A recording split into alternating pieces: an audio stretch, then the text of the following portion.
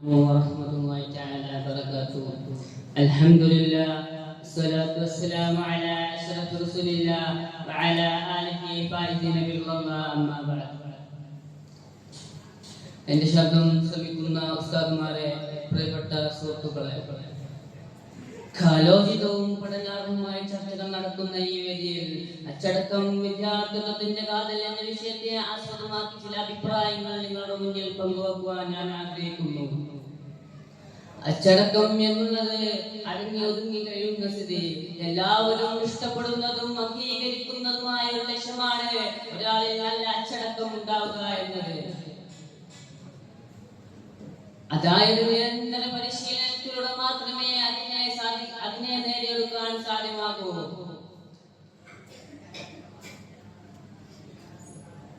ലോകത്തെ ഏറ്റവും ഉത്തമ സ്വഭാവക്കാരൻ സല്ലല്ലാഹു അലൈഹി വസല്ലം തങ്ങളുടെ സ്വഹാബയാണ്.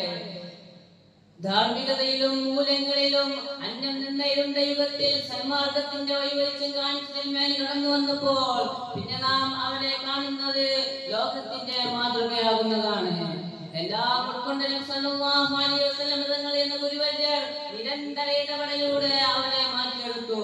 എല്ലാ സ്വഭാവങ്ങളെയും ദൂരേക്ക് വലിച്ചെറിഞ്ഞ് അവർ നബി സല്ലല്ലാഹു അലൈഹി വസല്ലം തങ്ങൾക്ക് അനുസരണയുള്ളവരായി മാറി.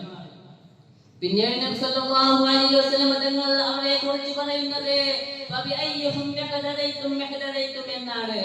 ഒരു വിദ്യാർത്ഥിക്ക് അച്ചടക്കം ഉണ്ടാകാൻ വേണ്ട ഘടകങ്ങൾ നല്ല രക്ഷിതാക്കൾ, നല്ല സുഹൃത്തുക്കൾ, നല്ല സാഹചര്യങ്ങൾ, നല്ല അധ്യാപനം, നല്ല വിദ്യാലയം തുടങ്ങിയവയാണ്.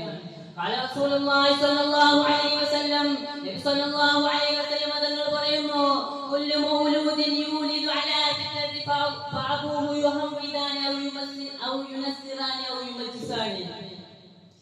ഏതൊരു കുട്ടിയും പിറവി കൊള്ളുന്നത് ശുദ്ധ പ്രചോദനാണ്.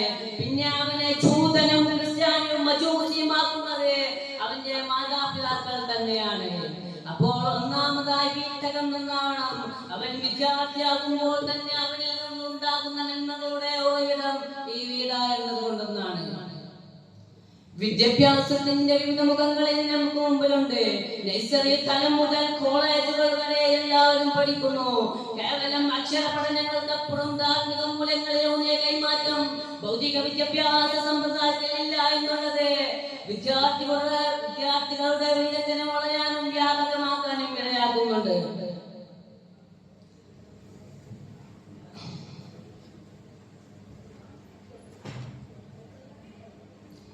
അധ്യാപകന്റെ ശിക്ഷണത്തിൽ പൂർണ്ണ നിയന്ത്രണത്തോടെ മക്കളെ ഏൽപ്പിക്കുന്നവർ ഇന്ന് ഇല്ല എന്ന് തന്നെ പറയാം. അച്ചടക്കത്തിന്റെ ഭാഗമായി തന്റെ വിദ്യാർത്ഥികളെ ശിക്ഷിച്ചതിന്റെ പേരിൽ ഇന്നും അകന്നു കഴിയുന്ന അധ്യാപകർ ഒരുപാടുണ്ട്. നിയമങ്ങളെ അനുസരിപ്പിക്കുന്നതിന്റെ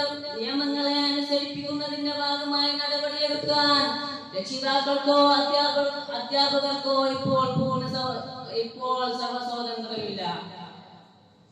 വെസ്റ്റേൺ ചിന്താഗതി പോലെ മക്കൾക്ക് പിറവി നൽകാൻ ചുമതല മാത്രമേ മാതാപിതാക്കൾക്കുള്ളൂ. ജനിച്ചു കഴിഞ്ഞാൽ പിന്നെ അവർ രാജ്യത്തിന്റെ പുത്രന്മാരാണ്. പിന്നീട് അവരുടെ മേൽ രാജ്യത്തിനാണ് അധികാരവും അവകാശവും. അതുകൊണ്ട് ഇന്ന് സംഭവിക്കുന്നത് എന്താണ്? ഒരുപാട് ഡിഗ്രികൾ നേടിയിട്ടും ധാർമ്മിക മൂല്യങ്ങൾ ഉയർത്തിപ്പിടിക്കുവാൻ അവർക്ക് സാധ്യമാകുന്നില്ല. കോളേജുകൾ നിത്യവും റാങ്കിങ്ങിന്റെ കേന്ദ്രമായി മാറി. പേരുകേട്ട കലാലയങ്ങളിൽ പോലും ഇതിന്റെ പേരിൽ ആത്മഹത്യകൾ നടക്കുന്നു. മയക്കുമരുന്നിന്റെയും ചൂതാട്ടത്തിന്റെയും ലോബികൾ ഇന്ന് പണം കൊയ്യുന്നത് സ്കൂളുകളുടെയും കോളേജുകളുടെയും പരിസരങ്ങളിലാണ്. ഏറ്റവും വലിയ സങ്കടകരം അച്ചടക്കം പഠിപ്പിക്കാൻ വഴിയെടുത്താൽ അധ്യാപകർക്ക് നേരെ